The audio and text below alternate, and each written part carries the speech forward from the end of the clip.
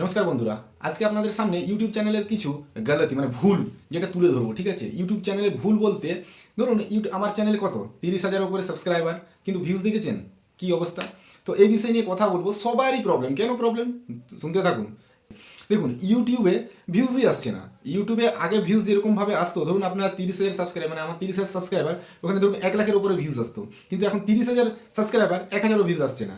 এই সমস্যাটা কেন হচ্ছে এটা আপনাদেরকে জানাবো। ঠিক আছে, কিন্তু এই সমস্যাটা সবারই হচ্ছে। ধরুন ইউটিউবে আগে শর্ট ছিল না, ঠিক আছে, শর্ট এসে গেছে, শর্ট আসার পরে একটু ভিউজ কমেছে, ঠিক আছে, সেটা মেনে নেওয়া যায়।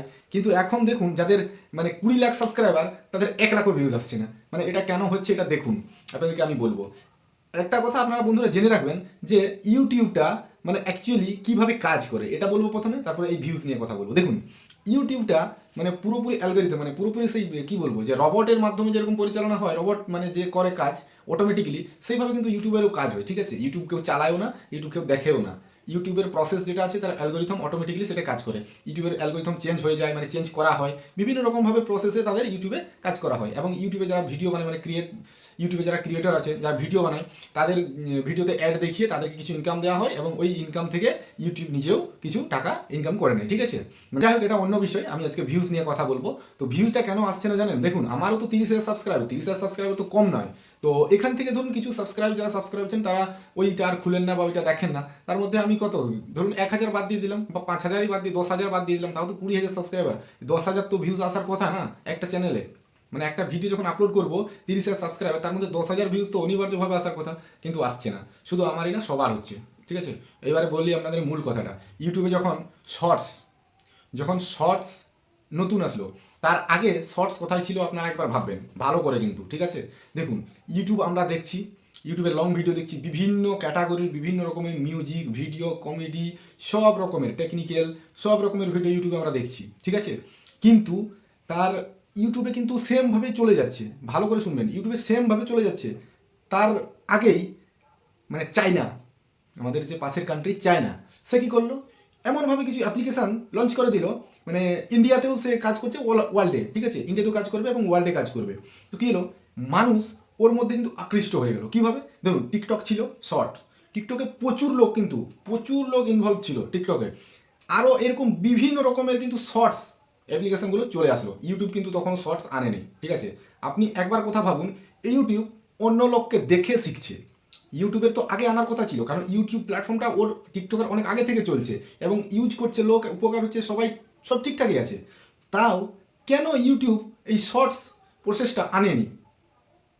যখন আনলো সেটা অনেক লেট হয়ে গেছে, আর এনেছে শর্টটা অন্যকে দেখে। ইউটিউবের নিজে আগে আনার কথা ছিল শর্ট, কিন্তু শর্ট আনেনি আগে।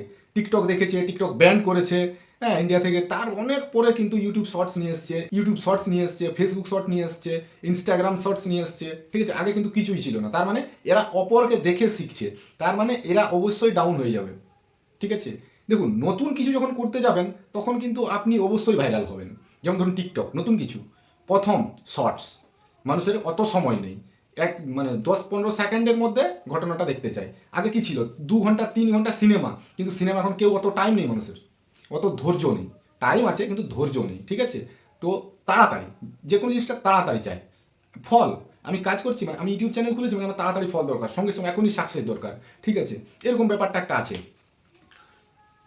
বুঝতে পারছেন সমস্যাটা কি? ইউটিউব এত বড় একটা প্ল্যাটফর্ম, যেখান থেকে কোটি কোটি টাকা সবাই কামাচ্ছে, ইউটিউবও কামাচ্ছে। ঠিক আছে, কিন্তু কি হচ্ছে দেখুন, ইউটিউব অন্যকে দেখে শিখছে। ইউটিউব অন্যকে দেখে শিখছে। তাহলে ইউটিউব এত বড় একটা প্ল্যাটফর্ম, সে যদি অন্যকে দেখে শিখে, তাহলে বাকি যে ছোট ছোট ক্যাটাগরি, ছোট ছোট যে প্রসেসগুলো আছে, প্ল্যাটফর্মগুলো আছে, তারা কি করবে? তারা রিসার্চ করছে, কিন্তু ইউটিউব রিসার্চ করতে পারছে না। ইউটিউব কি নিচে পড়ে যাচ্ছে? 1 নম্বর পয়েন্ট গেল। ঠিক আছে, 2 নম্বর পয়েন্ট দেখুন, ইউটিউব আপডেট করছে না, সময়ের সঙ্গে সঙ্গে ইউটিউব আপডেট করছে না। টিকটক চলে গেল, টিকটক ব্যান করে দিল। এখন কিন্তু শর্টের উপরে প্রচুর ভিউয়ার, মানুষের ধৈর্য নেই, টাইম আছে, ধৈর্য নেই, 1-2 সেকেন্ডের মধ্যে ঘটনা শেষ, অত টাইম নেই। দেখছে এই এই এই এই যে কোনো ব্যক্তি যে কোনো জায়গায় বসে, প্ল্যাটফর্মে বলুন, বাস স্ট্যান্ডে বলুন, দোকানে বলুন, সব জায়গায় দেখেন এই করছে, কেউ কিন্তু লং ভিডিও দেখছে না। ঠিক আছে, তো ইউটিউব বলছে সবাইকে যে শর্ট বানাও। শর্ট বানালেই হবে না, ইউটিউবের যে কঠিন প্রসেস। ধরুন আপনি ইউটিউবে শর্ট বানাচ্ছেন, ঠিক আছে, আপনি কপি করছেন, টুকটাক কপি করতেই হবে শর্টের মধ্যে। সেটা কি হচ্ছে, আপনি মনিটাইজ করতে গেলে আপনার রিউজ কন্টেন্ট দিয়ে দিচ্ছে, অনেক অনেক কঠিন হয়ে গেছে ইউটিউব। তাই ইউটিউব থেকে কী করছে লোক ইনস্টাগ্রামে, ফেসবুকে, আরও বিভিন্ন যে জায়গাগুলোতে আছে সেইগুলোতে বেশি ইনভলভ হয়ে যাচ্ছে।